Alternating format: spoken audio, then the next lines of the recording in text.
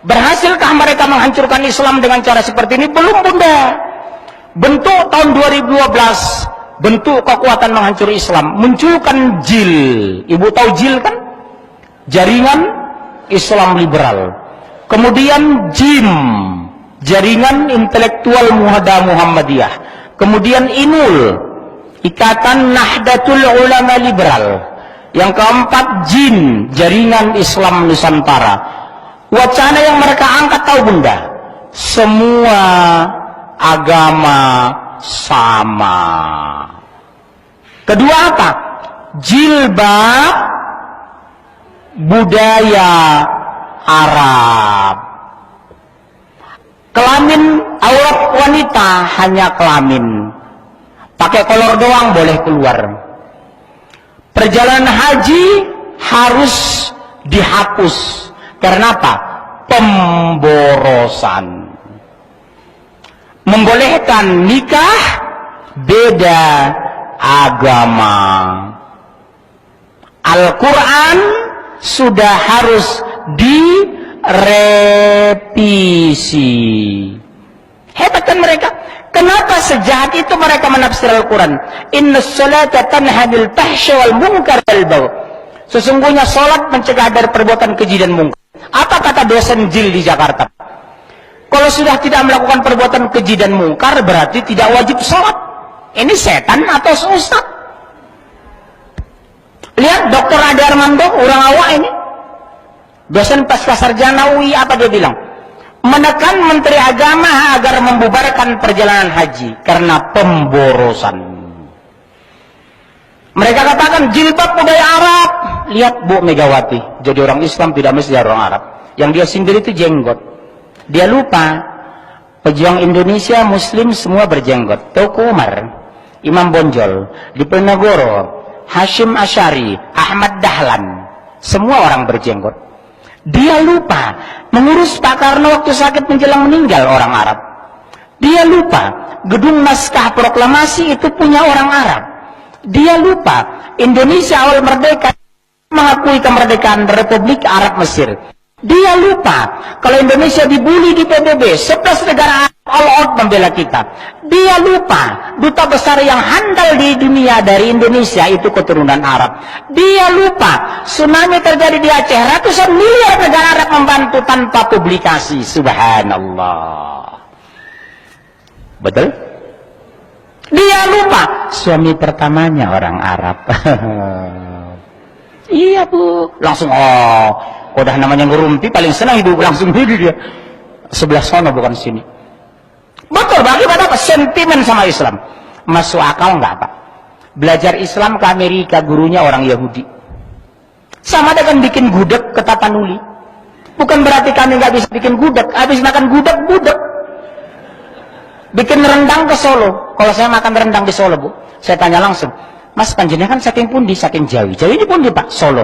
Panjenengan asli Solo nggih? Sing makan-makan iki sapa? Kula Pak. Oh pantas anyep.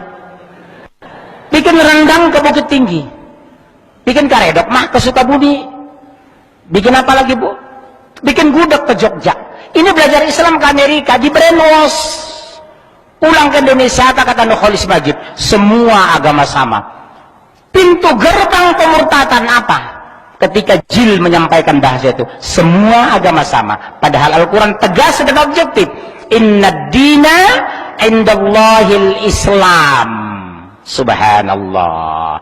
Yang kedua, hijab peraturannya dari Allah karena menguntungkan. Kedua, ibu mulia. Ketiga, ibu dijaga. Yang keempat, ibu diampuni. Itulah substansi orang berhijab. Tapi syaratnya maaf, hijab syar'i. Pelan-pelannya Bu, diturunkan ke bawah. Jangan diikat di leher kayak orang bunuh diri. Betul kan? Turun segini. Insya muncul pertanyaan, cukupkah mereka menghancurkan ini? Oh belum, masih ada cara. Apa caranya? Subhanallah. Satu, hilangkan sinyal sains dan teknologi dari ilmu pengetahuan Islam. Hilangkan sains dan teknologi dari Islam. Apa contohnya? Waktu saya SMA di Medan, SMP, SD, saya tidak mengenal matematika, yang ada aljabar. Aljabar itu dari aljabar yang menemukan matematika, huruf dan angka. Hilangkan aljabar, masukkan matematika. Saya tidak mengenal astronomi yang ada data. Ilmu falak. Dulu saya tidak mengenal biologi. Muncul apa? Ilmu hayat. Dulu waktu saya di Medan nggak tahu saya etika, yang ada akhlak. Sekarang aljabar ganti sama matematika. Ilmu falak munculkan astronomi. Akhlak rubah menjadi etika. Dulu pelacur ganti dengan PSK. Kerja adek mah di mana? Di Jakarta adek. Oh adek saya mah PSK. Orang izin. Nggak malu tak? Kenapa? Pekerja seks komersial sama dengan orang Telkom, Pertamina, sama-sama bekerja. Betul? Akhirnya orang pelacur tidak merasa malu. Kalau bahasa sastranya eufemisme. Apa? Penghalusan bahasa. Orang berzina tidak malu menjadi pezina. Sekarang korupsi hilangkan dari media apa? Kesalahan prosedur. Oh adik saya mah bukan berzina. Apa? Kecelakaan. Biasanya kecelakaan tenyok. Ini kok benjol. Ini yang jadi masalah. Dihancurkan oleh bahasa Yahudi. Betul ya Pak? Sekarang murtad hilang dari media apa? Pindah agama, mutasi. Kafir, oh jangan umbar media Pak, vulgar, kasar. Itu anti NKRI, intoleransi, oh jangan kafir, apa? Non muslim. Berani nggak ente? Kenalin dong teman saya kafir, nggak berani lagi kan? Pasti kenalin Pak, teman saya satu kampus di ITB, teknik metalurgi, apa? Beliau non muslim. Oh beliau bukan murtad, pindah agama, mutasi ke neraka. Betul kan? Hati-hati anak muda sekarang, bahasa diganti dengan bahasa eufemisme. Target Yahudi, hilangkan dosa dalam pemikiran generasi muda Islam. Hilangkan sinyal teknologi dari kampus. Lihat sekarang, teknik. Siapa teknik ITB? Ada teknik ITB, antum? Siapa yang di ITB ini? Nggak ada yang kuliah, kapan kuliahnya nih? Siapa anak ITB di sini? Nih, berapa SKS ditawarkan sampai selesai? 150 kan? Saya ngajar juga di kampus. Trisakti dengan UI ekonomi 144 SKS. Bayangkan, agama cuma semester 1. Semester 2 sampai 7 sudah tidak beragama, betul? SD sampai SMA. Coba lihat, ujian akhir nasional, IPA, matematika, IPS. Agama tidak penting di Indonesia.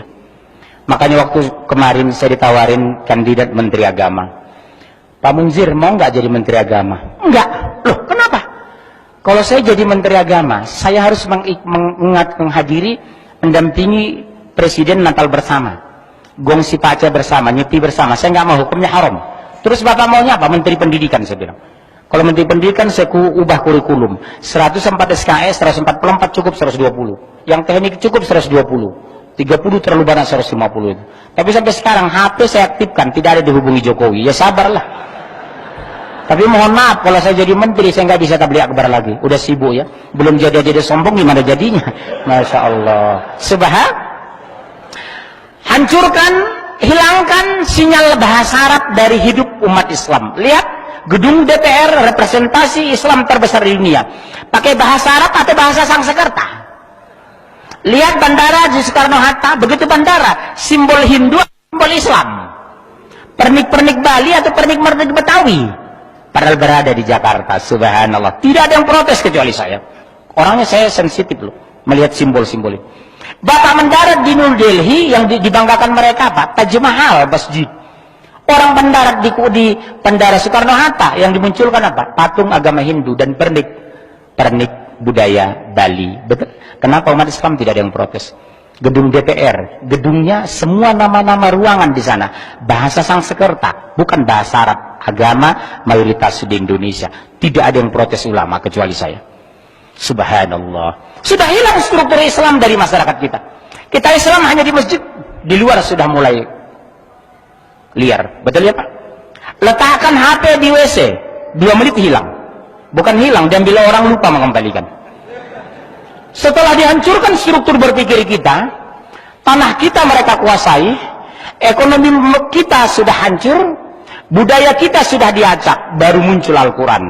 Buka Al-Quran, surat 2, ayat 105 dan 109. Endingnya di sini. Langsung, saya mau pulang ini. Ya siap, silakan. Langsung baca, kasih mic. Langsung terjemahan surat 2 105 109. Langsung cepat cari. Ada terjemahannya kan?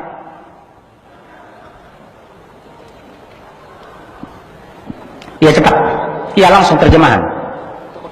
Surat 2 105 109. Langsung. Udah.